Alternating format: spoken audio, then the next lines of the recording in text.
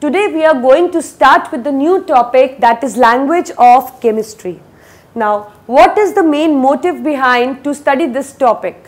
As you know that in chemistry we study about the chemical changes that are taking place, right? So when we are studying about the chemical changes, we need to write a certain, you can say a paragraph or something like that in case of English if I am talking. But if the language which is used in the chemistry is not in English, chemistry understands the chemical reactions, right? And the chemical reactions are represented by the chemical equations, and chemical equations are written by the use of symbols, states, by just writing the moles, or you can say by just making the chemical equation more informative.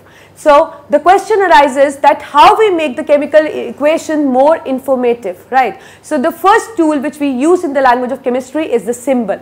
So the first thing we will be studying is the symbol.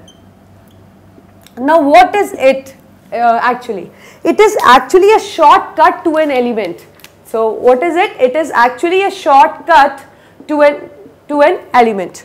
Now how it acts as a shortcut? As you all know, like I say that so and so the person is called as Virender. So we can call him or we can address him by the nickname Viren as well, right? So by doing that, what we are just making ourselves more convenient to take names, right? So similarly, by you can say we are not using the complete name of the element, like I am not using the complete name aluminium. I need a certain short form that I will be using, and you will be directly know that yes, it is an aluminium, right? So in the same way, we use the symbol as a shortcut to the elements, right? So the first thing is clear to you that it is a shortcut, right? So what this shortcut is indicating actually? It is indicating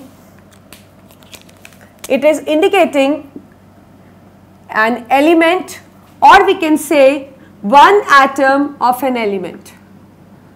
So either of it, we can say both means the same, that they are indicating an element or they are indicating the atom of an element. So the first information we get from the symbol is that it is a certain element, right? Like for example, if I take some example, I say that the aluminium is indicated by the symbol Al.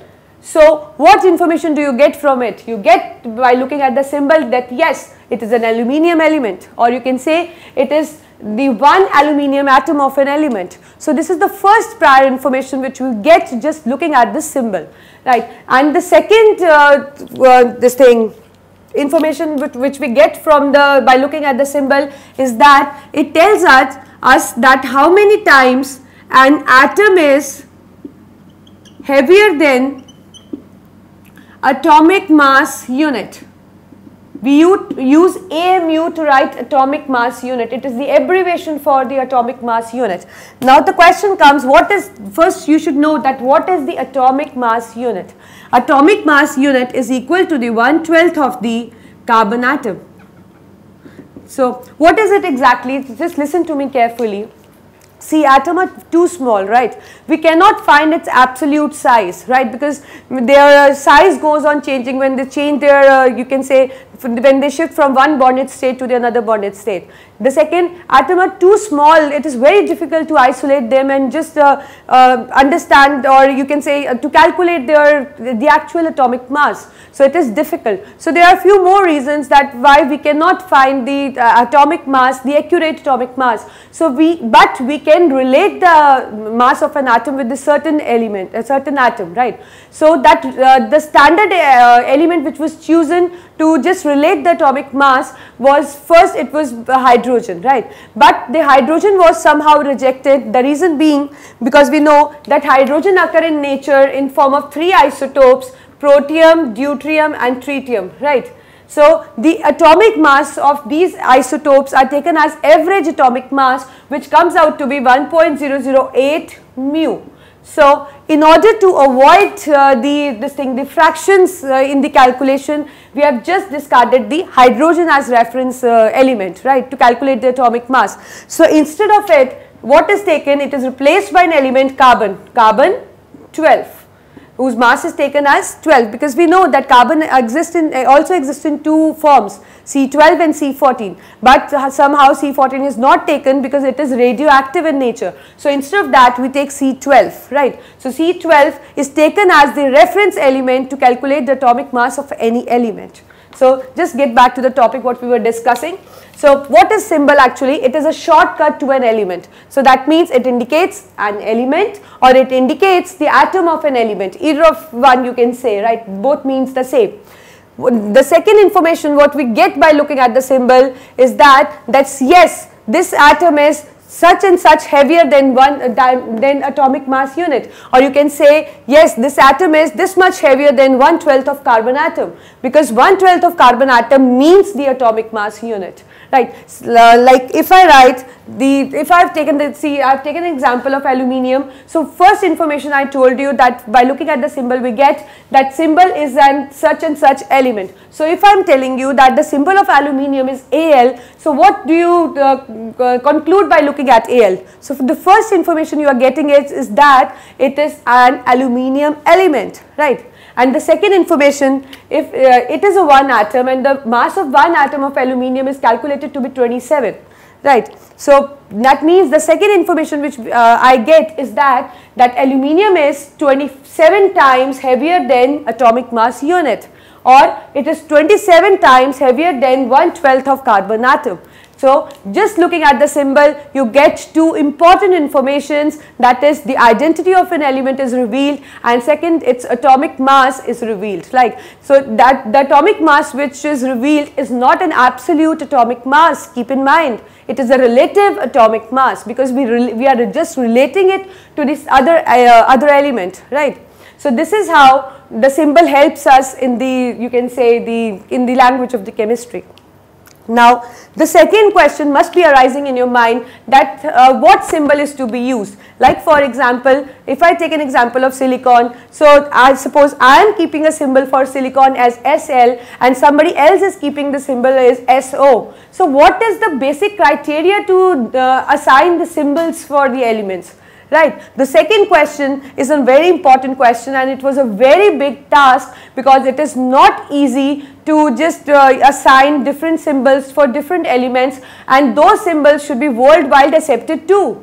So that means there is an organization, or you can say there is a particular scientist who made an effort and just assigned the symbols, right. And so the scientist who gave the symbol was Berzelius. Right. So how he just designed the, you can say, the method of assigning the symbols. So he said that symbol can be either first letter of the name of element, or it can be first two letters of the name of element. Now how this is working, just look at the board. Suppose if I say the element sulfur, so that means sulfur is SULPHUR, right. So he said that the symbol of the element can be picked by the first letter. So this is what he has done. So the symbol for the sulfur is taken as the first letter, that is the S. Sulfur is indicated by S, right. Similarly, if we have suppose I take an example of silicon, right. In case of silicon, what is the symbol that is assigned to the silicon by Berzelius? So he said in certain cases we can he just picked first two letters. So that means for silicon the symbol is the first two letters, that is Si. And always keep in mind, when you are writing the symbol, first letter is always capital and the second letter which is joined to it is always smaller, right. Don't write like this is the wrong method to write. First letter should be capital and the second should be smaller, and they should be just you can say attached to each other, right. So this is how we just write the symbols according to the Berzelius, right. So that means he said that the first letter of the symbol can be picked by the first letter of the name of the element, or first two letters from the name of the element, right. But where the question comes, for example, I tell you that the symbol for the sodium, according to this, the symbols of the sodium should be either S or should be SO. But however, it's not like that, you know. What is the symbol for the sodium? Do you know? Yeah, it is not S, neither S nor SO, it is Na. Now, the question must be striking your mind that from where does we get this Na? It neither starts with S or not the SO, it is Na. So, what he did, he picked you can say the few symbols from the Latin name of the elements, like, so like the Latin name for the sodium is natrium. So, what he did, he just picked the first two letters from the Latin name. So, that means the symbol can be, symbol was picked by de Berzelius either from the first letter of the name of the element, it can be the English name, it can be the Latin name, right. Similarly, it can be the two letters, first two letters of from the name of the element. Similarly, it can be from the English name and it can also be from the Latin name. So, there are many elements whose Latin names are there, and you have to remember that because you often get the question that the question is like that, the symbol of the potassium is K, but it starts from P. So, how come it's possible? So, in that case you have to remember, you have to recall the Latin names, because you will be attempting the answer in this way, that yes, the symbol of the potassium is definitely K. The reason behind that the symbol is picked from its Latin name, which is kalium. So, you need to remember the Latin name as well, right. So, there are many elements whose symbols are taken from the Latin name. As far as I can recall, the Latin name for the sodium is Na and the symbol is therefore picked as Na. The Latin name is natrium and the symbol picked is Na.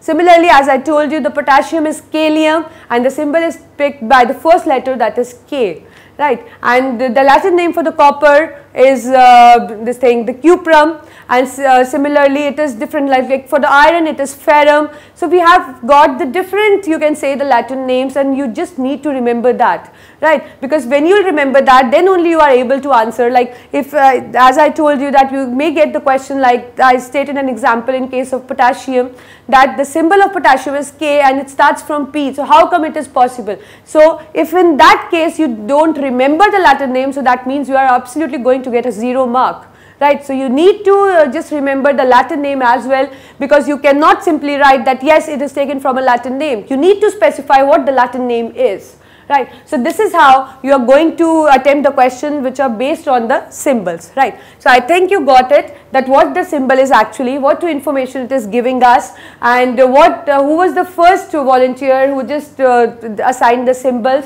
and he was Berzelius, and how he designed the symbols, that is the first letter, first two letters, and the symbol, these letters can be from the Latin name also, right.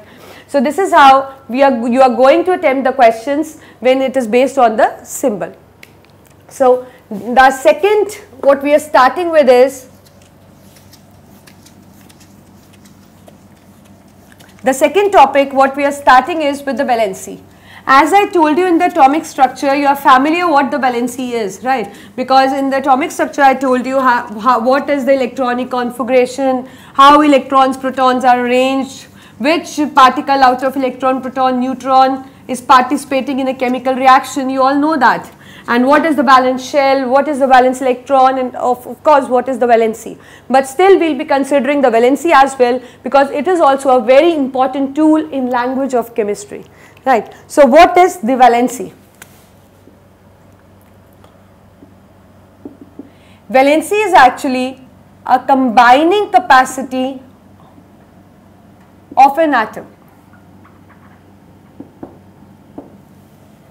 right. So, just look at the board, I am telling you, I am repeating this topic again because it also serves as a main tool in language of chemistry. So what do we mean by the combining capacity? First of all, combining means, the question must be arising in your mind, why it has to combine, why some atom has to combine with some other atom, because the first reason lies in it, combining capacity. So, what is the need of combining? Right. So, I am just taking an example to just let you know that what is the need of the combining and why they are getting combined, and what is the valency and from where it has come, right. So, for example, I am taking an example of sodium. You know that the atomic number for the sodium is 11. I am writing the configuration for it. You know how to write it now. 28, 1, right. So is it stable? No, because you can see that the M shell can have the electrons more than 8 but not less than 8, right. If the shell has the electron less than 8, that means it is not stable, and everything in the universe needs, or you can say just struggling for the stability. So the same in case of this atom is not stable. So in order to attain stability, what it has to do? Either it lose one electron or it gains 7 electrons. And I told you the easier task, the lesser is the number of electron, easy is the task. So that means losing one electron is easy. So that means after losing one electron, I am writing this minus, that means it is losing, okay. So 1 electron means that 1 electron it is losing, and after losing what it is acquiring? It is acquiring Na positive. That means in it the protons protons just exceed electrons by 1 unit. Right. So that means they are just lose one electron, and after losing they are required the positive charge. Earlier the proton was 11 and even the electron was 11, but after losing proton remained 11 but electron became 10. So that means in it the positive charge exceeded, and by how much unit? By 1 unit, and we know the positive charge, obviously the proton, that is indicated by plus.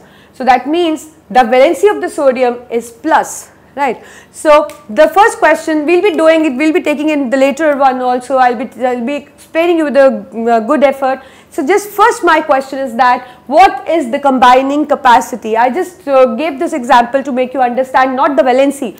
I want you to understand what this combining capacity here means. What is the need of an atom to combine?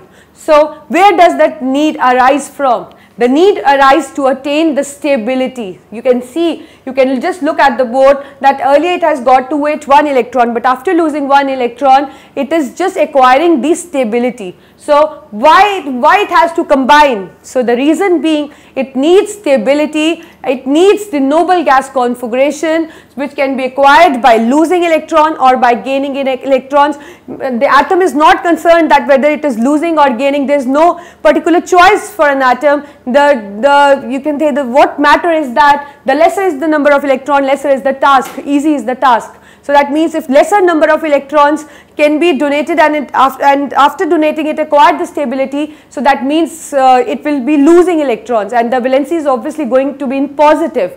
And whenever the elements need an electron, for example, I am writing the example for that as well. Suppose we are considering chlorine, we know it is 2H7, right? It needs 1 electron and it forms Cl negative. And after doing here the proton was 17 and even the electron was 17. But after doing, the proton remained 17, but electron, because it has gained 1 electron, has become 18. That means what kind of charge has exceeded? The negative charge is being exceeded, and by how many times? How many units? 1 unit. Therefore, the valency is -1. So by looking at these examples, I think you can conclude yourself that the atom is losing or gaining electron. The reason behind is just to attain the stability, nothing else is there, right? So because they need the stability, they are losing or they are gaining electrons. There is not a, you can say, a particular choice of an atom that yes, I am going to lose an electron or I am going to gain an electron. The lesser is the electron, easy is the task, right? Like in this case, you can say it can give the 7 electrons and it can gain 1 electron, but it is always easier to gain 1 electron instead of losing 7. That is why it has gained an electron. So that means I think this term is clear, the combining capacity, that what is the need and how it is doing that. So that means valency just depends upon the electron present in last shell, because you have seen that only the last shell electron is being participated. So valency directly depend upon valence electrons, right? And how the stability is attained? It is attained by losing valence electrons or by gaining valence electrons, right? So if it is losing valence electrons, you can see it has lost 1 valence electron. So after losing, what charge exceed in the ion? Because this element is no longer called as atom, because any atom which bears a charge becomes an ion now. So what you can say, what kind of charge is more in it? it has obviously it has 11 proton and 10 electron. So that means there is a positive charge which is exceeding in it. So that means by losing electron, the valency comes out to be in positive. And whenever some element gain an electron, so which charge exceeds? The negative charge. So that means by gaining electrons, the valency is in, when any element gains an electron, the valency is in negative. So as I have many examples for you, all metals, right? This is for all metals. They always lose electrons and they acquire positive charge, and that means their valency is always going to be in positive. No matter, it can be +1, it can be +2, it can be +3, depending upon that how many valence electron they are losing to attain stability, right? But obviously it is going to be in positive. And when I am considering non-metals, we know that they are just deprived of electrons. They need electrons to attain stability. So how they are attaining? They are just gaining valence electrons. So by, for example, we have non-metals. So all non-metals is going to gain valence electron. Again, no matter, this negative valency is going to be -3, -2, -1, whatever. But obviously it is going to be negative in case of non-metals. So this is how we you can say they assign the valency to an element, and I think it's clear what is the combining capacity, on what factor the valency depends, and like for which elements it is going to be positive and for which element it is going to be negative, and what is the reason behind. I think this whole topic is clear to you, right? Now I may tell you that there are few elements which show variable valency. They also show variable valencies. Now what is that? Variable valency means they are showing more than one valency. Like in case of copper, as far as I can remember, an example that copper exists as Cu positive as well as Cu2 positive. So that means it is just losing an electron, one electron, and in this case it is losing 2 electrons, right? When I will be writing its configuration, what we'll get to see, like in case of many elements, what we get to see, they are just, in this case it is losing its one valence electron, right? But in this case it is losing one electron from its valence shell, and also it is losing one electron from its penultimate shell. Now the new term is penultimate shell, right? You must be thinking from where this new term penultimate shell is being used by me. So just let me clear this, that penultimate shell is the shell which is inner to the valence shell. Like in this case, see, it is 281, right? So 1 is the valence shell. That means M1 is M is the valence shell which contain valence electron 1. The shell inner to it, that is the L shell, is the penultimate shell. Right. And one more term which is just coming in my mind, you won't be using in this standard, but still you should be familiar with it, and the shell which is inner to the penultimate is called as anti-penultimate, right. So that means I think it's clear, the valence shell, the penultimate shell, and the inner to the penultimate shell is the anti-penultimate shell. So this is how, so sometimes the atom is losing an electron from the valence shell, then it is acquiring the small valency, and when it is losing the electron from the penultimate shell, it acquires more valency. So the elements which are showing the variable valency are losing electron from the valence shell as well as from their penultimate